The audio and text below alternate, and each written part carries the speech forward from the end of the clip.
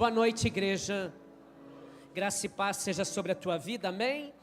Eu declaro paz e prosperidade sobre os teus dias em nome de Jesus. Você pode sentar. Hoje nosso terceiro culto de ceia. Foi muito bom de manhã, à tarde também. Eu não tenho dúvida que existe um vinho preparado para o final da festa. Mesmo com esse seu entusiasmo, Deus tem algo para a tua vida aqui neste lugar. Amém? Nós estamos falando na ceia do Senhor. É uma série de mensagens que nós temos discorrido e falado sobre ser discípulos de Jesus. Quantos já ouviram uma mensagem, pelo menos, dessa série que nós pregamos? Já foram duas noites, duas ceias que nós falamos. Hoje é o nosso terceiro episódio, vamos assim chamar, terceira sessão. E o texto que nós vamos ler é o texto áureo dessa série de mensagens, é o texto que nós escolhemos desde o princípio, que o Senhor colocou no nosso coração, que é Mateus capítulo 28, você pode acompanhar aí na sua Bíblia. Se hoje você não trouxe, você pode trazer a Bíblia, e eu recomendo que traga sempre nos cultos, e se você não trouxe hoje, você pode acompanhar aí, se o telão ajudar, porque hoje resolveu também dar umas pifadas aí. Os 11 discípulos, versículo 16, Mateus 28, 16. Os 11 discípulos foram para a Galileia, para o monte que Jesus lhe indicara. Quando viram, o adoraram, mas alguns duvidaram. Então Jesus aproximou-se deles e disse: foi-me dada toda a autoridade no céu e na terra, portanto, ide e façam discípulos de todas as nações, batizando-os em nome do Pai, do Filho e do Espírito Santo, ensinando-os a obedecer a tudo que eu lhes ordenei, e eu estarei com vocês até o fim dos tempos. Amém. Aqui Jesus, ele está passando para os seus discípulos a última instrução dele antes de ascender aos céus. Jesus olhou para os seus discípulos e disse: vocês têm uma função aqui na terra, vocês têm uma missão, que é chamada de a grande comissão. E qual é a grande comissão? Ir e pregar o evangelho, fazendo discípulos, batizando-os em nome do Pai, do Filho e do Espírito Santo, ensinando-os a obedecer a palavra de Deus. E Jesus nos dá uma promessa, informando que estará conosco todos os dias da nossa vida, até o nosso último respirar, no nome de Jesus. Então diga isso: eu tenho uma missão. Faça melhor, diga: eu tenho uma missão. Qual é a missão? Ir por todo o mundo e pregar o evangelho, fazer discípulos. Então você vai para Timbó.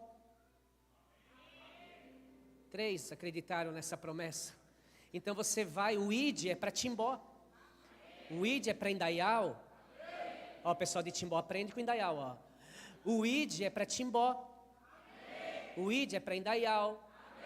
Para Blumenau. Amém. Para Rodeio.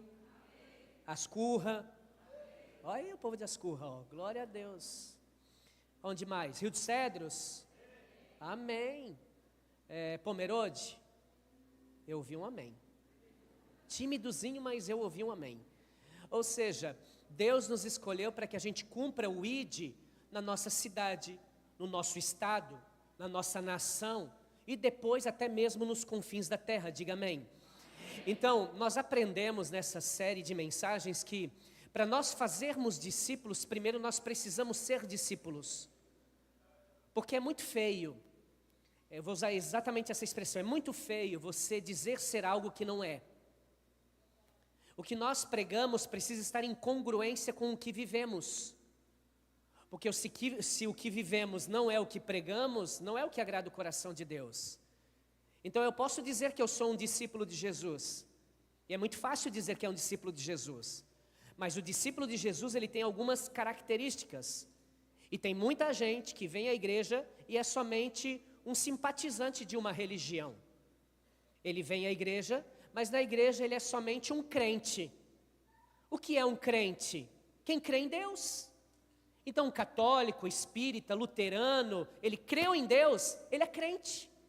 Crente não é uma religião, crente é uma crença. Crer em Deus é crente. Discípulo é quem obedece a Deus.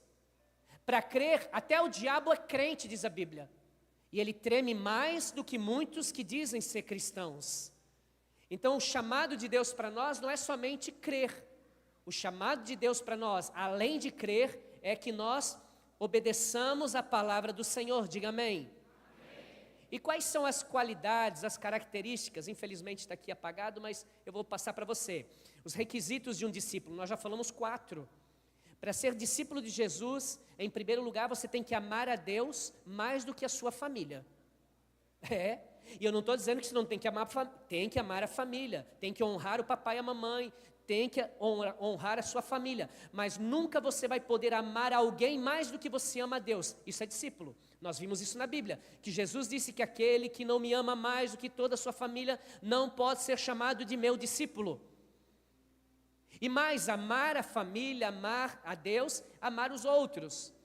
Em segundo lugar, nós já aprendemos aqui que um discípulo obedece e aplica a palavra de Deus.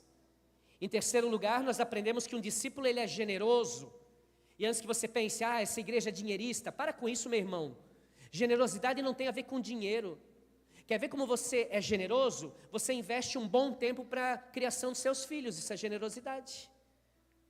Qual é o tempo que você tem separado para a tua família? Não é um tempo de excelência? Isso é generosidade. Se nós não investimos tempo na família, se nós não investimos tempo nesse convívio de comunhão com eles, então eu não sou discípulo de Jesus. Porque uma das marcas de um discípulo de Jesus é a generosidade. E também a obra social, a oferta, tudo isso faz parte também do pacote. E por último, nós aprendemos que um discípulo ele é comprometido. Ele não é só envolvido, ele se compromete. Eu gostaria de ouvir um amém. E hoje nós vamos falar a quinto passo aqui, quinto ponto, quinta característica de um discípulo de Jesus. Antes disso, quero convidar você a apertar o cinto nessa cadeira para não levantar daí. Porque eu vou falar de coisas bem bacanas aqui, inclusive o que é assunto de muita polêmica na internet. Nós vivemos uma geração que luta contra aquilo que eu vou pregar. E tem, infelizmente, muitos cristãos que já têm sido enredados por esse engano. Qual é, pastor? O quinto passo, a quinta característica de um discípulo de Jesus é que um discípulo de Jesus congrega. Eu sei que não ia ter muito amém. Um discípulo de Jesus congrega. Atos capítulo 2, versículo 42. E perseveravam na doutrina dos apóstolos, e na comunhão, e no partir do pão e nas orações. A Bíblia me ensina que no princípio de todas as coisas, a igreja de Atos dos Apóstolos, eles viviam como uma grande família. Eles compartilhavam a palavra, eles participavam da ceia, eles oravam juntos, e nós como igreja somos uma grande família. Então diga isso, somos uma grande família. Quantos têm uma família? Eu sei que isso não acontece na sua casa, mas será que em algum momento na tua família você já teve uma dificuldade com a família?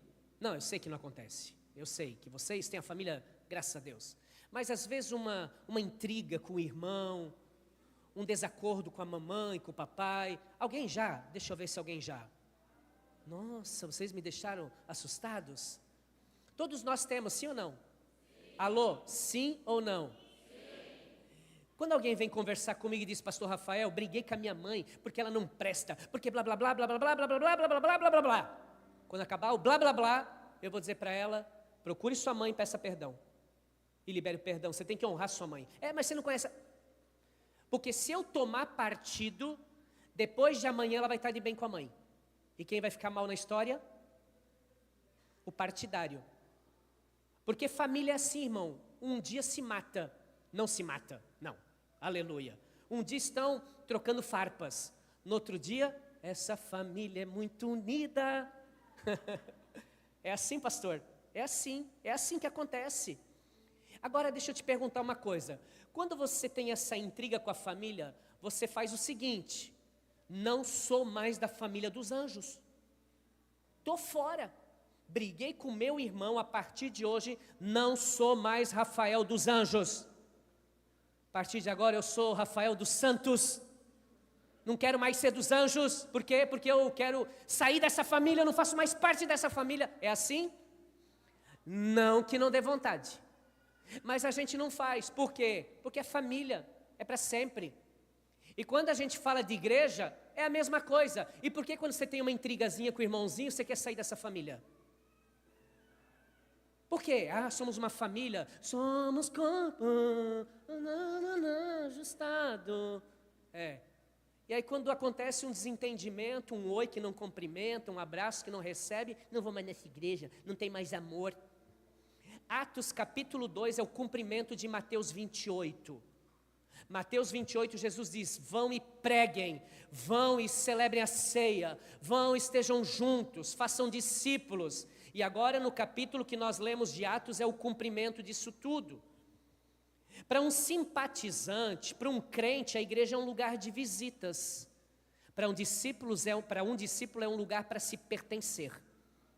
Igreja é um lugar para se pertencer. E isso faz toda a diferença. A igreja é a nossa família também. Você ficou bem feliz com isso, né?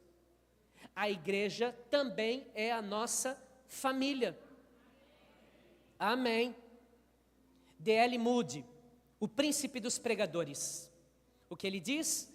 Congregar é tão essencial para o crescimento espiritual e a saúde do discípulo quanto uma transfusão de sangue é para uma pessoa doente.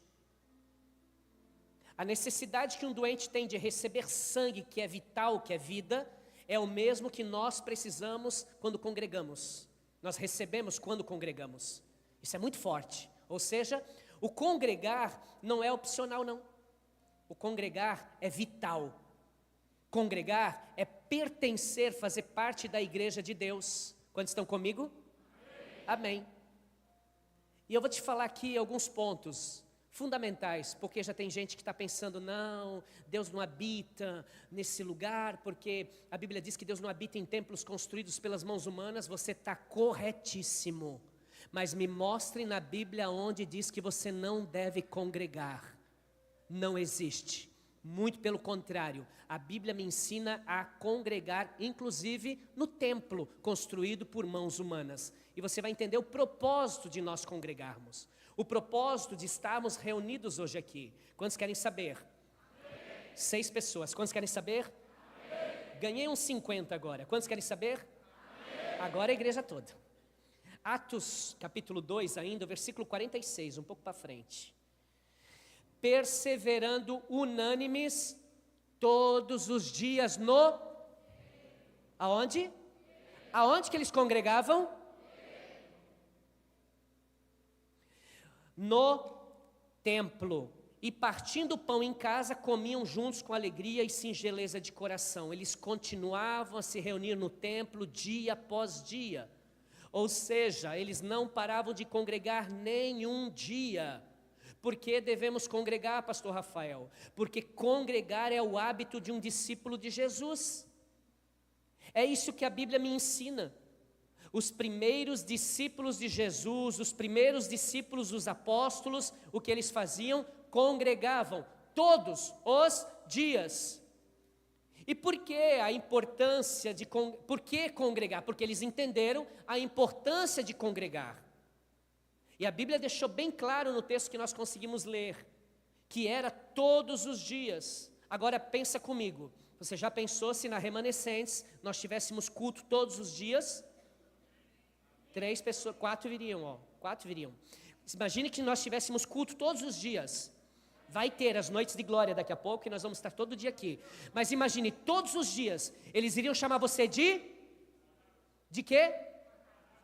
De quê? Fanáticos. Sim ou não? Você vem no domingo, já te chamam. Você vem na quinta, já te chamam de é a arma que o inimigo usa para te desmotivar a não vir na igreja. Eu não sou fanático, eu sou sim. Se ser fanático é congregar, eu sou fanático. E até Jesus voltar, eu vou continuar no meu fanatismo. Por quê? Porque é algo que é habitual de quem é discípulo de Jesus. Quantos discípulos de Jesus nós temos aqui? Então você é um fanático? Porque você congrega? Ah, pastor, mas Jesus não congrega. Ai, ai, ai, meu irmão, aperta o cinto, já afrouxou um pouco aí. Pode apertar porque eu vou te falar algo aqui. Vamos lá, Lucas 4,16. Jesus não ia para a igreja. Ele está aqui hoje, inclusive. Lucas capítulo 4,16. Ele foi para... O que é Nazaré? A terra de nascimento dele, a sua origem. E o que ele fazia na terra dele? Havia sido criado. E no dia de sábado entrou no... Ai, está amarrado. Deu para ler, não deu? Ele entrou aonde? No templo, como era o seu costume. Eu acho que eu não posso olhar. Tem um negócio ali com eles ali. Eles estão me boicotando. Olha aqui para mim. E eles... entrou no templo como era o seu... O que era costume de Jesus? Ir para a igreja. Era costume de Jesus ir para a igreja. E tem crente... Ah, meu Deus. Mais para frente eu falo. Lucas 21:37. Se esse aí não te convenceu, 21:37. Todos os dias, quando Jesus ia ao templo para ensinar à tarde e voltava para passar a noite no Monte das Oliveiras. Você tem crente que você fala, não, agora eu estou indo para o monte, vá para o monte, mas vá para a igreja. Uma coisa não anula a outra. Irmãos, olha aqui para mim, um movimento muito sério que aconteceu na Europa, que foi as igrejas orgânicas. O que eram as igrejas orgânicas? Eram membros machucados de igrejas que saíam e diziam, não precise mais ir para a igreja, vamos formar um grupo e vamos congregar aqui. Nosso pastor não precisa saber, rebeldia. E começaram-se esses movimentos muito fortes na Europa. O que aconteceu com a igreja na Europa? Frieza total, as igrejas começaram a fechar. Eu estive há 2 semanas com um pastor amigo de Portugal. Ali em Brusque nós estávamos juntos e nós conversando e ele dizendo, pastor Rafael, eu estou em Cascais e Lisboa, ali naquela região está acontecendo um avivamento. Eu disse, amém, que bom saber isso, porque a Europa está gelada. Você vê alguns vídeos na internet que as pessoas questionam os europeus se eles creem em Jesus, e 90%, 99% dizem que não creem em Jesus. Isso é fruto de quê? De uma igreja ferida, que passou a ferida para frente e as pessoas se frustraram, não queriam mais saber de igreja. E o que tem acontecido hoje, esse movimento, graças a Deus, perdeu força na Europa. E as igrejas começaram a ser instituídas novamente. Eu conheço dezenas de pastores amigos que foram para Portugal e abriram igreja, e a igreja está crescendo, os portugueses estão sendo salvos para o louvor da glória de Deus, estão fazendo discípulos naquela terra. Pastor, você está dizendo então que eu não posso participar de um pequeno grupo? Pode, claro que pode, não anula você congregar e não ir claro que pode ir no pequeno grupo, nós temos pequenos grupos, aliás, os pequenos grupos da igreja são GMs. Se tiver outro grupo que não seja esse, não tem a nossa bênção. Não tem. Porque se acontecer alguma coisa, é responsabilidade da pessoa que está dirigindo aquele grupo. É muito perigoso. Gente, isso é muito sério. Isso é muito perigoso. Eu preciso sim ser supervisionado. Os discípulos vinham e prestavam conta com Jesus sobre o trabalho que estava sendo desenvolvido na obra de Deus. Quantos estão me entendendo? Então você pode ir no pequeno... Pode, não tem problema. Agora, se você for no pequeno grupo que ele fala mal de igreja, não vá mais.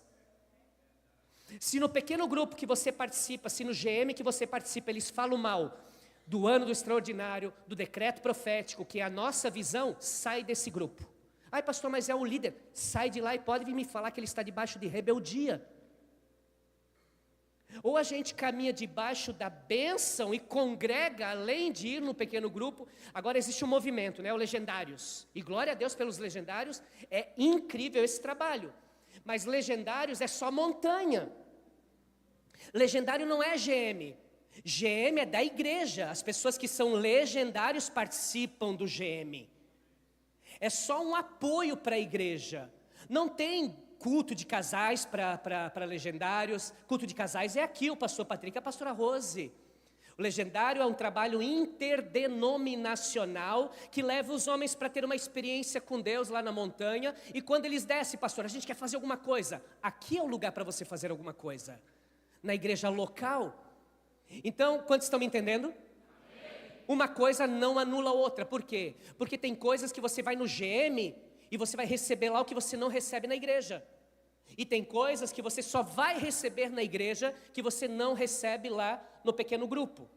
Então, qualquer grupo que você estiver frequentando, não tem problema em participar. Mas quando falar qualquer coisa nesse sentido, pode ter certeza, é uma igreja orgânica tentando ser estabelecida para roubar você do congregar. Olha para mim, você vai ver mais coisas importantes que eu vou falar daqui a pouco. Eu sei que tem gente que fica um pouco estressado com isso, porque talvez faz parte de um grupo, e meu Deus, e agora? Calma, eu vou te ensinar ainda mais instruções que eu vou te dar, e você vai entender que, de fato, um discípulo de Jesus não pode deixar de congregar. Diga amém. Segundo, para ou continuo? O mais conhecido de todos, Hebreus 10, 25. Todos usam esse termo. Eu já usei um, vou usar outro aqui agora.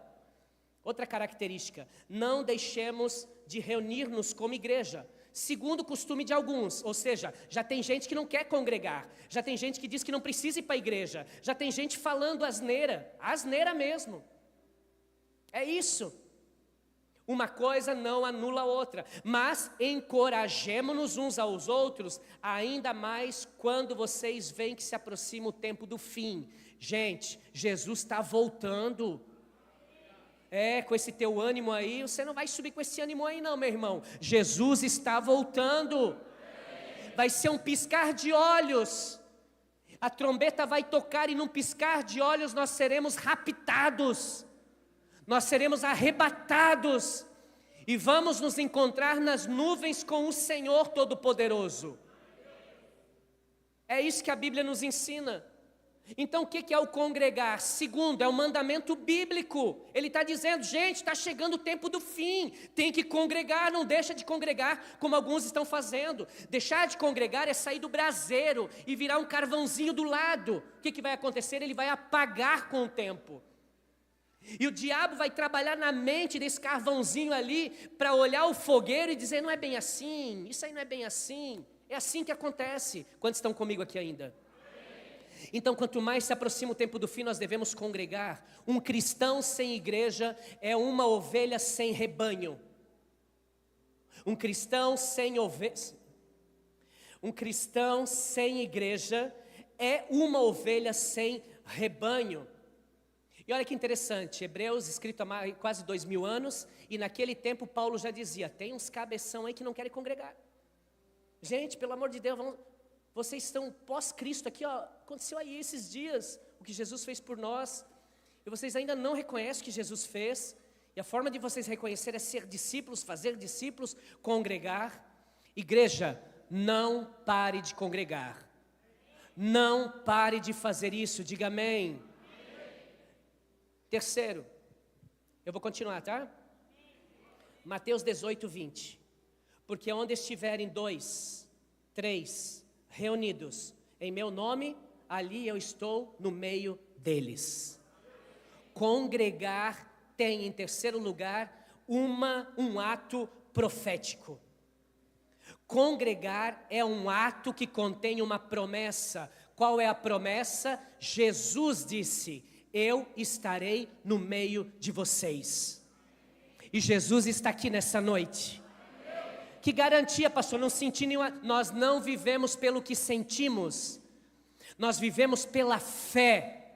Nós vivemos pela palavra. Eu não preciso fazer uma luta espiritual aqui agora para dizer que Jesus... Não, eu creio, Jesus está aqui. E eu vou dizer para você, eu sou pentecostal, irmão. Eu gosto desse negócio. Eu amo esse negócio, desse movimento, eu amo isso, eu gosto disso, mas eu não vivo por isso, porque se eu fosse viver por isso, em alguns momentos eu iria acreditar na minha mentira de que Jesus não estava comigo naquele momento, e Jesus está todos os momentos conosco. Quando nós decidimos entrar neste lugar hoje, as duas primeiras pessoas que entraram aqui para abrir a igreja, começar a ligar as coisas, Deus já disse, lá vou eu. Porque já tem 2 aí. Já estão se reunindo. Ah, pastor, mas eu posso orar em casa. Irmão, por isso é bom pregar para a igreja inteligente, né? Amém. Claro que quando você ora, Deus está contigo. Claro que sim. Mas a garantia que nós temos que Ele sempre estará é quando 2 ou 3 se reúnem no nome dEle. E quando nós nos reunimos no nome do Senhor, o que é que acontece, pastor? Salvação. Eu sei que você se alegra com a salvação das almas.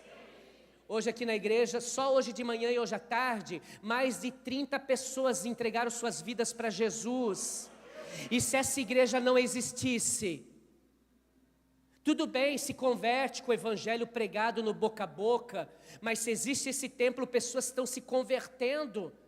Na igreja existe salvação. Na igreja, quando nós nos reunirmos, existe cura. Amém. Existe salvação, existem milagres, por quê? Porque Deus está no nosso meio. Eu posso ouvir um glória a Deus? Diga, Deus está no nosso meio. Por que devemos congregar, pastor? 5º, Gálatas 6:2. É o 4º, tá? Só queria ver se alguém ia se manifestar, para ver se estão prestando atenção. Levai as cargas uns dos outros. Bate no ombro do seu irmão e diga assim: você tem que levar minhas cargas. Ih, Jeová. Meu Deus, pastor, se eu levar a carga desse irmão aí, eu morro. Somar com as minhas. Mas é isso que a Bíblia diz. Levai as cargas uns dos. Ou seja, eu pego a minha, coloco sobre o Júlio. O pastor Júlio coloca a dele sobre mim. E nós 2 carregamos juntos. Isso é igreja. Isso é o congregar, ou seja, o congregar promove a ajuda mútua. Eu posso abençoar você hoje aqui. Tá, aqui está mais animado, eu percebi. Deus pode me usar para abençoar você hoje aqui. Tá, não precisa ficar bravos. Deus pode me usar para abençoar todos vocês hoje aqui. E Deus pode abençoar você, pode usar você para abençoar seu irmão também. Olha para ele aí e diga assim: me leva para fazer um lanche depois.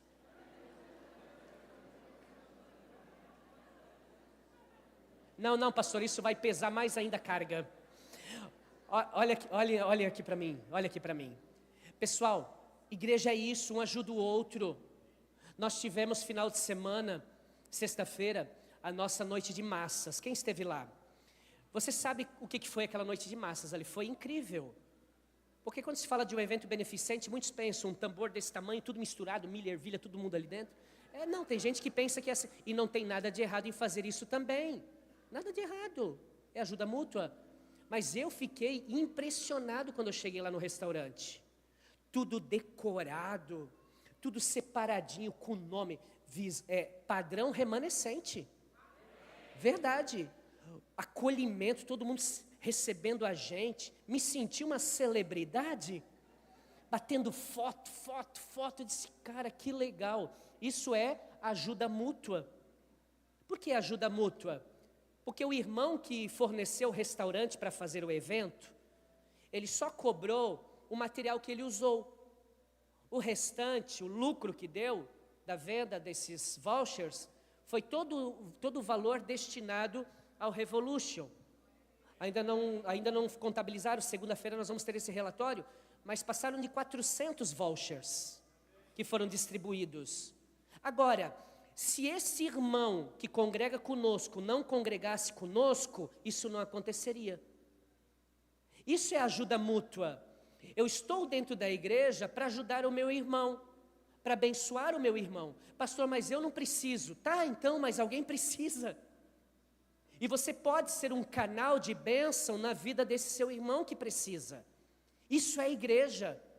Existem médicos aqui, existem psicólogos aqui, existem terapeutas aqui que nos ajudam tanto. Às vezes, alguém sabe aí que eu ligo, eu digo, querido, eu preciso muito da sua ajuda. Tem um irmão da igreja, está passando uma dificuldade, precisa desse tratamento. Será que você poderia atendê-lo de forma pro bono? Será que você poderia abençoar ele? Se você não puder, eu pago uma parte, mas faça um desconto para a gente. Não, pastor, pelo amor de Deus, manda o irmão aqui. Quando que ele pode? Hoje? Já vou marcar aqui, ele vem aqui e conversa comigo. Ajuda mútua.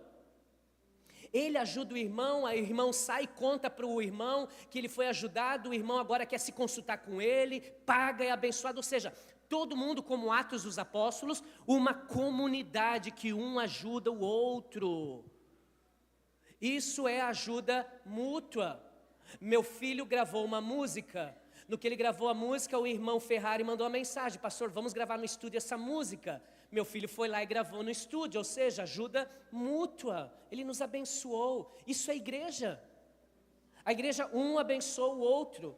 Então olha para o irmão que você olhou antes assim, você entendeu?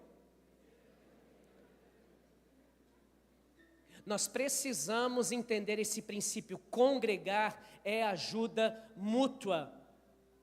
Quem você vai ajudar e quem você vai pedir de ajuda se você não congrega?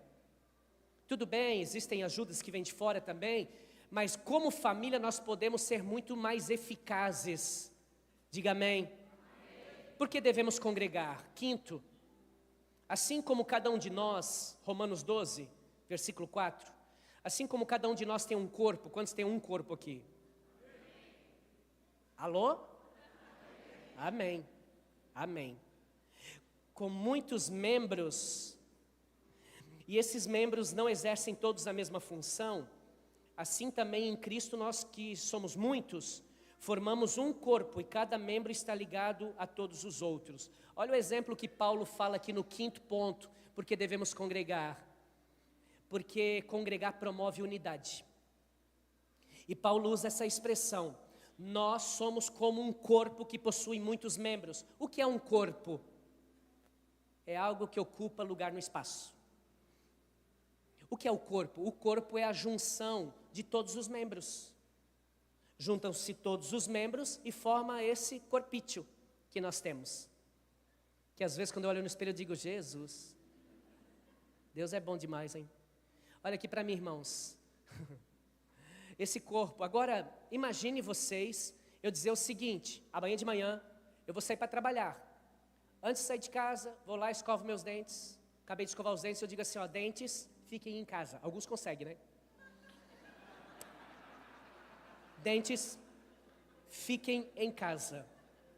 Se nós conseguíssemos nos fragmentar do nosso corpo, e eu disser assim, ó, mão direita, fique aqui hoje. Eu vou sem mão trabalhar hoje. Dá para ir trabalhar sem mão? Alguns que sofreram um acidente, enfim, mas faz muita falta. O corpo faz falta. Gente, olha como Deus fez a gente, perfeitinho. Colocou tudo no lugar certo. Quem de nós colocaria o nariz no meio da cara? Vai dar meme, né? Eu sei que vai. Por que Deus coloca? Não sei, eu imagino que é porque está em cima da boca e quando eu vou comer, se tiver alguma coisa estragada, eu sinto o cheiro e não como. Não sei, coisa da minha cabeça. Mas eu não sei se eu colocaria o nariz aqui se eu fosse Deus. Não sei, talvez em cima, mas em cima quando chove posso me afogar. Eu não sei. Mas Deus fez tudo tão perfeito, gente, e a gente não consegue viver na plenitude sem um corpo perfeito. Aliás, com todos os membros do corpo. E o que Paulo diz assim é a igreja: quando você não vem à igreja, falta o nariz. Quando você não vem na igreja, falta o ouvido. Quando você não vem à igreja, falta a mão. O corpo se reúne, mas falta membro. O cabeça é Jesus, ele sempre está no corpo. Ele sempre está ali. Então, quando eu venho à igreja, eu estou promovendo o corpo de Cristo. Quando eu não venho à igreja, você faz falta. Ah, mas ninguém me liga. Não é porque ninguém te liga que você não faça falta. Um homem pode não ver a sua falta aqui, mas Deus sente a sua falta. E quando nós falamos de congregar, é exatamente isso, nós estamos promovendo o corpo de Cristo. Você me dá 5 minutos para terminar? Tá, quem me dá 5? 5, 10, 15, 20. Vamos lá, vou terminar de verdade, tá? Romanos 12, 7. É o último aqui. Quantos já tem motivos para congregar? Já podia parar aqui, né? Mas eu tenho mais um aqui. Pode subir, louvor. Versículo 6 de Romanos 12. Nós temos diferentes dons. Diga, eu tenho um dom. Melhor isso, diga, eu tenho um dom. Cada um tem dons diferentes, de acordo com a graça que nos foi dada. Preste atenção no texto. Deixa o louvor subir. Se alguém tem o dom de profetizar, então profetiza na fé. Se o seu dom é servir, sirva. Se o seu dom é ensinar, ensine. Se é dar ânimo, eu tenho esse dom, irmão. Quem senta comigo sai animado.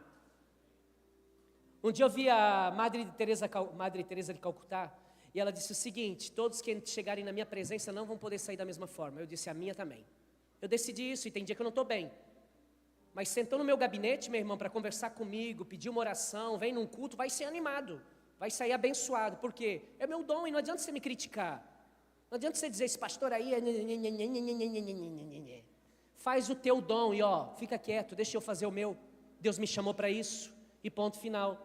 E não se fala mais nisso. Amém, igreja? Estou nervoso agora. Se é contribuir, contribua generosamente. Dá, meu irmão. Se você tem um chamado para ofertar, oferta, abençoa.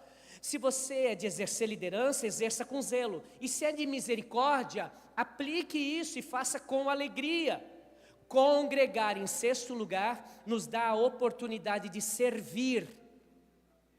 Congregar nos dá a oportunidade de exercer os dons que Deus me deu.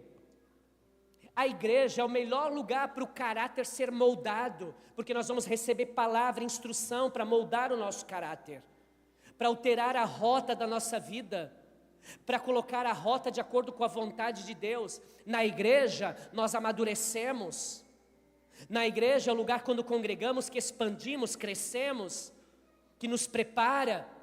Eu lembro que quando eu comecei a vir na igreja, lá na década de 90, teve um retiro encontro com Deus que a gente vai ter agora. E na época eu queria ser cantor na igreja. Ainda bem que Deus não ouviu. Na verdade eu gravei um CD, pastor Patrick, com 2 faixas na época. Uma eu cantei, a outra eu pedi perdão. Para todo mundo. Você só ri porque você tem esse vozeirão aí, né?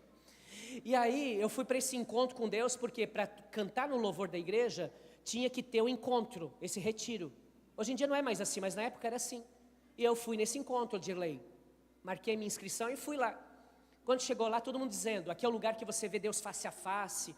Meu irmão, eu recém-convertido, eu queria ver anjo. A gente quer ver todo mundo espiritual. Eu lembro que eu sentei lá fora no sábado de manhã, sábado à tarde, numa banqueta que tinha lá no jardim. Foi ali em Palmeiras, na Ilha Camping, na época. E estava chuviscando bem fraquinho, quase nem molhava, mas eu sentei lá fora, naquele banco, naquele momento de orar, meditar em tudo aquilo que eu já havia recebido até então. E eu comecei a apertar os meus olhos bem forte assim. Eu dizia, Deus, eles dizem que aqui é o lugar que a gente vê Deus face a face. Eu quero te ver. E aí eu inclinava os meus olhos para a direção do sol que iluminava assim atrás das nuvens. E eu abria os olhos bem devagarinho assim para ver se era Deus que entrava nas luzes. Ingenuidade. E numa dessas tentativas, olha como Deus é bom, gente. Deus não precisa, mas Ele faz cada coisa. Eu escutei uma voz que disse, Rafael. E quando eu vi essa doce voz, Rafael, eu me levantei da cadeira.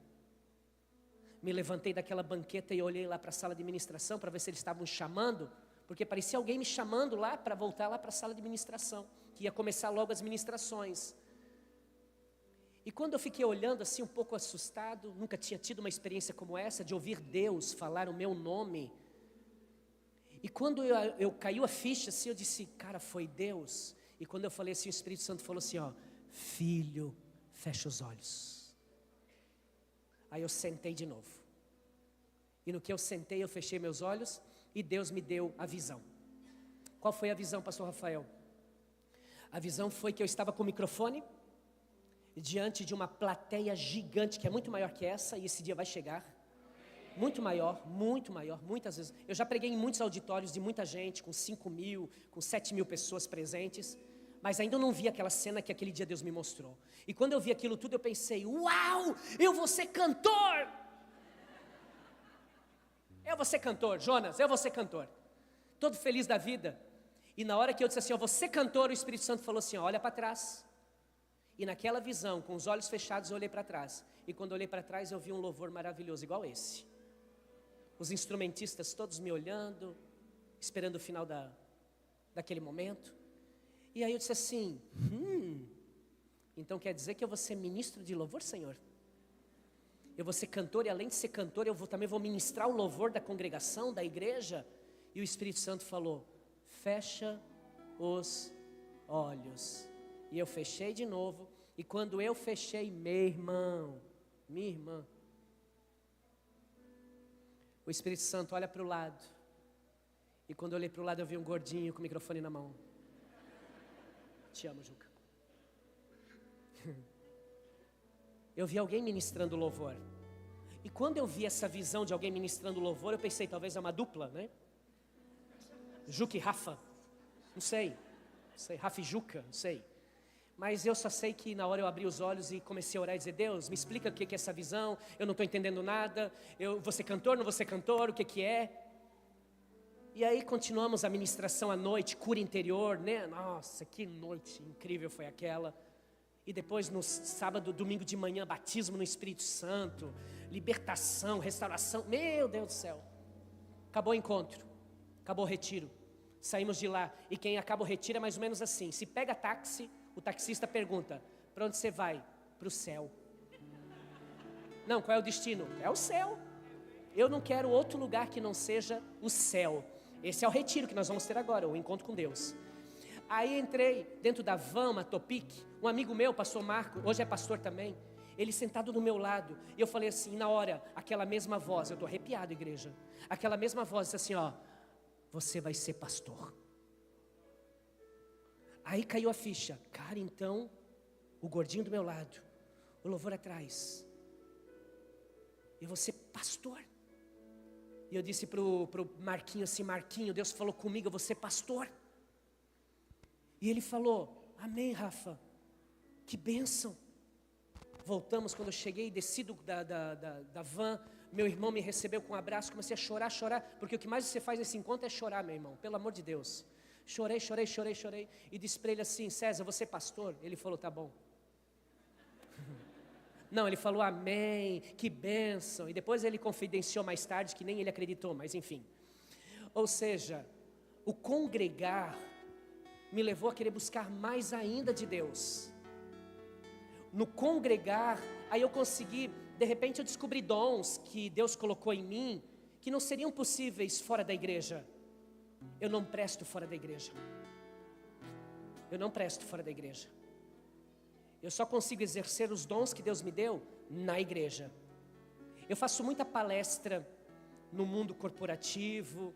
Eu fiz outro dia lá no CDL, alguns irmãos estavam lá na semana do MEI. Eu faço no corporativo. Outro dia uma psicóloga me chamou e disse, pastor, quero te colocar aqui na minha lista de palestrantes para fazer palestra nas empresas. Eu até vou, mas eu não me realizo. Financeiramente é legal, mas não me realizo. Por quê? Porque eu não posso dar um amém. Não posso dizer um glória a Deus. Não posso exaltar e adorar a Deus. Até faço. E uns até me olham de cara feia, mas eu também não estou nem aí. Nunca mais eu volto para palestrar lá, mas pelo menos naquele dia eu falei glória a Deus. E Jesus é bom e o diabo não presta. E se vocês não se converter, vão todo mundo para o inferno, né? Não me realizo. Posso até gostar, mas não me realizo. Eu me realizo aqui, ó, no altar, na palavra.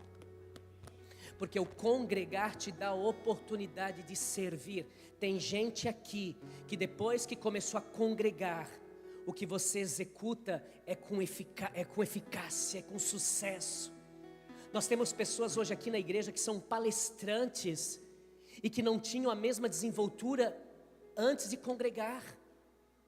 Hoje existem pessoas que têm prosperado e têm aprendido isso aonde? Com Deus, com a palavra. Isso aprende aonde? No congregar. Então que você saia hoje daqui entendendo que você tem um chamado, você tem um dom, você é discípulo de Jesus.